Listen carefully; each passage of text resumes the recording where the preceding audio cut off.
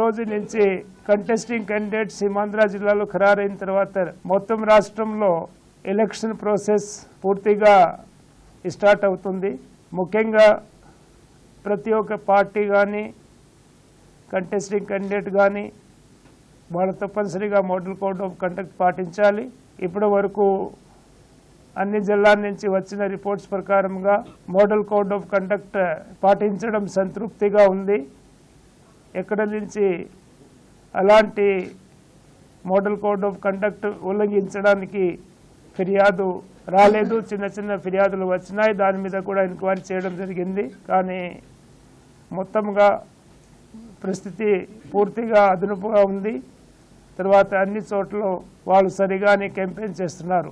ఈ రోజు వరకు మొత్తం రాష్ట్రంలో 111 కోట్ల రూపాయలు సీజ్ చేయడం జరిగింది. అన్ని జిల్లాల నుంచి వచ్చిన రిపోర్ట్స్ ని బట్టి ఈ సీజ్ చేసిన డబ్బులు సుమారు మొత్తం భారతదేశంలో సీజ్ చేసిన డబ్బులకి 50% వరకు ఉంటుంది.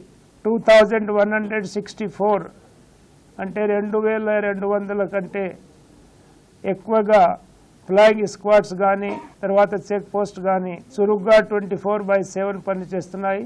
ఇంకా ఎక్కడైనా ఎవరికైనా కంప్లైంట్ అయితే ఇంతకుముందు చెప్పిన నంబర్ ద్వారా వాళ్ళు SMS చేసి లేకపోతే 1950 ద్వారా వాళ్ళు సంప్రదించి కంప్లైంట్ ఇవ్వచ్చు.